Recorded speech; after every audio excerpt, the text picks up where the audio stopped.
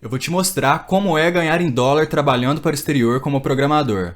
Quando eu divulguei essa conquista, muitas pessoas vieram me perguntar como funciona. Nesse vídeo eu vou te mostrar tudo. Como conseguir uma entrevista, como receber o dinheiro, a média salarial, os impostos e mais coisas interessantes. Eu consegui o meu primeiro emprego para o exterior 100% home office morando no interior de Minas Gerais. Ganhar em dólar me fez ter um salário que é praticamente impossível na minha cidade. Eu poderia ter conseguido isso há muito tempo, pois hoje eu vejo que existe um padrão nos processos seletivos. Nesse vídeo eu vou contar toda a trajetória para ajudar quem quer buscar esse objetivo. Mas como eu consegui?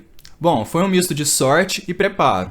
Eu vou te explicar primeiro o contexto. No final de 2020, só nos Estados Unidos havia quase 1,5 milhão de vagas abertas em TI. A pandemia incentivou o home office e as empresas de países desenvolvidos começaram a buscar talentos fora de sua fronteira. Felizmente, nessa época eu já estava completando uns 5 anos como programador, e apesar de nunca ter feito curso de inglês, eu acabei aprendendo ao longo da vida. Assim que eu recebi os primeiros convites no LinkedIn, eu fui fazer as entrevistas com medo e nervoso. Claro que não deu certo de primeira, mas eu fui fazendo e depois de umas 10, acabou dando certo. E qual que é o salário desses empregos? Trabalhar como programador para países da Europa, Estados Unidos ou Canadá é muito lucrativo. As vagas pagam hoje uma média de $5 mil. O dólar pode baixar, mas isso ainda vai ser um salário alto para o país. Mas isso é para nós, latino-americanos, sem cidadania, com inglês mais ou menos. Os salários que essas empresas pagam para quem mora lá é muito maior.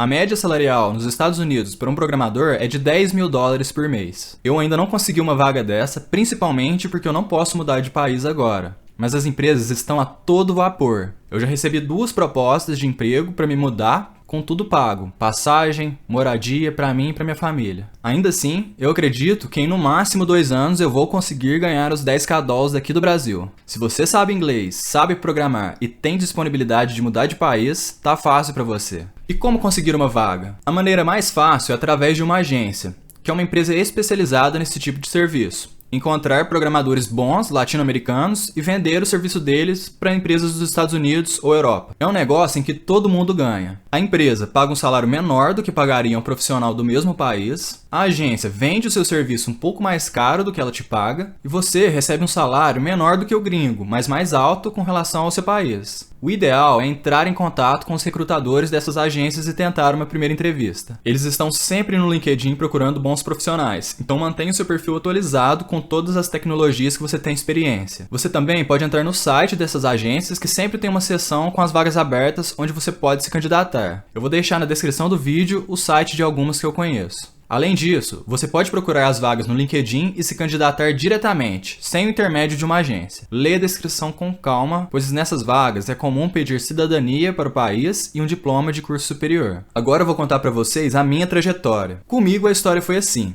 Quando eu ainda estava na faculdade, eu vi uma matéria falando que o Canadá estava incentivando as empresas a contratar profissionais de tecnologia para mudar para lá com toda a sua família. A partir daí, eu sempre pesquisei por vagas lá, pelo LinkedIn e sempre observava a lista de requisitos. Ao longo dos anos, eu fui tentando aprender e trabalhar com aquelas coisas, para ir me encaixando, e sempre treinando meu inglês com músicas, séries e filmes. Tentei me candidatar diretamente, mas nunca consegui uma resposta. Foi só na pandemia que começaram a chegar as oportunidades. Vários recrutadores entrando em contato comigo pelo LinkedIn, tentando marcar uma entrevista. Eu tomei coragem e fui. No início, meu inglês foi péssimo. Era difícil entender o que eles falavam. Também me senti um péssimo programador, pois as perguntas e os testes eram muito mais difíceis. Mas após algumas tentativas, deu certo. Foi um resultado de planejamento, persistência e sorte. E o processo seletivo, como é que funciona?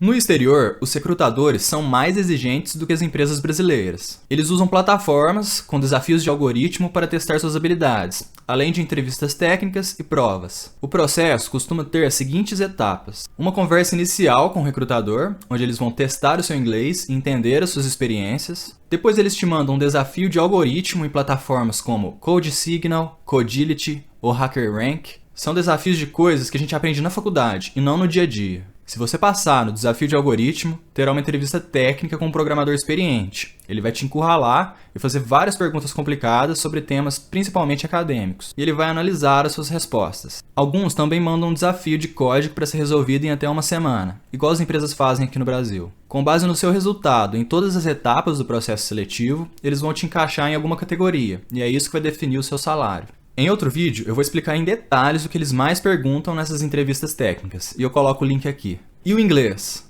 Obviamente, precisa saber se comunicar ao menos o básico em inglês. Não precisa ser fluente e perfeito, pois você vai trabalhar com pessoas de várias partes do mundo e cada uma tem um nível de inglês e um sotaque diferente. Eu trabalho diariamente com pessoas de vários países, como Estados Unidos, Índia, Guatemala, Equador, Argentina e Brasil.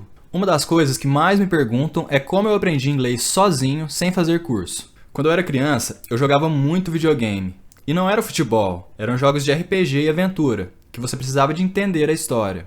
Ao longo dos anos, eu fui assimilando as palavras com as imagens. Exemplo, eu via água na tela e estava escrito water. Eu via fogo na tela e estava escrito fire. Além disso, os meus irmãos mais velhos sempre gostaram de rock, então eu cresci ouvindo rock. Na adolescência, eu aprendi a tocar violão e cantar as músicas que eu mais gostava, todas de rock e em inglês. Depois que eu comecei a trabalhar com programação, o aprendizado acelerou. E eu fui vendo séries com legenda em inglês e aos poucos tirando a legenda e tentando entender. Ou seja, foi o resultado de preferências culturais ao longo dos anos, e um esforço ali na reta final. Na minha opinião, a melhor maneira de aprender inglês é assim, no meio de alguma coisa que você gosta. Eu queria entender o que as bandas de rock estavam cantando. Eu queria avançar no videogame. E eu também queria ganhar em dólar. Se você não tem uma preferência cultural que faça o inglês estar presente no seu dia a dia, na sua vida, então a melhor forma é fazer um curso com a maior frequência possível, ou um intercâmbio. E como funciona o recebimento do dinheiro e o pagamento dos impostos? Para receber dinheiro, você precisa de duas coisas: uma plataforma de câmbio e uma conta bancária. A melhor maneira de fazer isso é abrindo um CNPJ, uma empresa. Fazendo isso, você vai pagar em torno de 15% de imposto sobre tudo que você ganha. Se você não fizer isso e receber direto no seu CPF, como pessoa física, numa conta bancária de pessoa física, você vai pagar o teto, que é 27,5% de imposto sobre tudo que você ganha. Então o melhor caminho é abrindo uma empresa e você vai precisar de um contador para te ajudar ali no início com todos os trâmites legais. Além disso, existem plataformas online que te ajudam com todo esse processo, como a Contabilizei. Após abrir o seu CNPJ, você pode criar uma conta bancária. Existem várias opções, como Inter, Nubank, C6. Todos esses bancos oferecem uma conta para pessoa jurídica. Depois disso, você precisa se cadastrar em plataformas de câmbio como Husky, Payoneer ou Remessa Online. Cada uma cobra uma porcentagem e usa uma taxa de câmbio diferente. E como calcular o valor hora? Como saber se o valor que eles estão te oferecendo é bom? Essa é uma dúvida comum, pois aqui no Brasil, as empresas geralmente oferecem benefícios além do salário, como 13º, férias, vale alimentação, plano de saúde, participação nos lucros. As empresas estrangeiras não oferecem esse tipo de coisa. Geralmente, é um valor fixo por hora. Então você precisa saber exatamente quanto você ganha hoje para poder decidir. Para fazer esse cálculo, eu utilizei dois sites. O primeiro é o Cálculo Exato. Ele tem uma calculadora de salário anual, onde você coloca o seu salário, todos os benefícios e ele vai te falar quanto que você ganha líquido por ano. Assim, eu conseguia saber exatamente quanto que eu ganhava por mês e também por hora. Uma outra maneira é utilizando a calculadora PJ versus CLT da Contabilizei. Você informa o quanto vai ganhar por mês e ele vai te dar uma previsão de quanto você vai pagar de imposto e quanto você precisaria ganhar com a carteira assinada para chegar no mesmo valor. Isso vai te ajudar muito a tomar a decisão, se continua na CLT ou se arrisca no exterior. Eu vou deixar os dois links aí na descrição. E a questão burocrática sobre o contrato e o pagamento. Geralmente é feito um contrato de prestação de serviços com duração de 1 ano e renovação mensal após o fim. Não tem garantia nenhuma, como seguro-desemprego, fundo de garantia. Você vai ser um profissional autônomo e vai ter que administrar as próprias finanças, fazer a sua reserva financeira, se planejar. O pagamento é feito apenas sobre as horas trabalhadas. Todo dia você anota suas atividades, a hora que você entrou, a hora que você saiu, e tem um sistema para você lançar essas informações. No fim do mês ou a cada quinzena, eles multiplicam as horas que você trabalhou pelo valor hora que foi negociado. Esses valores variam de 20 a 70 dólares por hora. Lembrando que em um mês com 20 dias úteis, se você trabalhar 8 horas por dia de segunda a sexta, são 160 horas no mês. Se você multiplicar 160 por um valor médio de 32, dá em torno de 5 mil dólares por mês. Com o dólar a 5, isso dá uma média de 25 mil reais. Tira uns 15% de imposto e taxa, e te sobra uns 21 mil líquido. Isso é uma expectativa mais realista. E sobre a cultura e ritmo de trabalho? Muita gente me perguntou sobre isso. Se não era muito puxado, se não era muito difícil. Na minha experiência até agora, o ritmo é bem mais equilibrado. Aqui no Brasil, a gente está acostumado com altas cargas de trabalho, com pressão. Empregadores que são muitas vezes desagradáveis, acham que estão fazendo um favor por dar um emprego pra gente, e no exterior não tem esse tipo de cultura. Além disso, as pessoas são muito respeitosas, pontuais e profissionais. Não tem esse negócio de atrasar 5 minutos para uma reunião. E como são pessoas de vários lugares do mundo, com culturas diferentes, é um ambiente estritamente profissional. Em resumo, é isso, pessoal. Eu tô com 28 anos hoje e eu sinto que eu demorei muito para conseguir isso. Eu vi alguns casos no LinkedIn de gente com 22 anos que já está trabalhando assim. Se eu tivesse visto um vídeo desse no início da faculdade, com certeza eu teria focado mais e conseguido mais rápido. É tudo uma questão de foco. Se você conhece alguma pessoa que já trabalha assim, ou se você já trabalha assim, escreve aí nos comentários, conta pra gente a sua experiência. Se você tem alguma dúvida que eu não expliquei aqui, escreve aí também.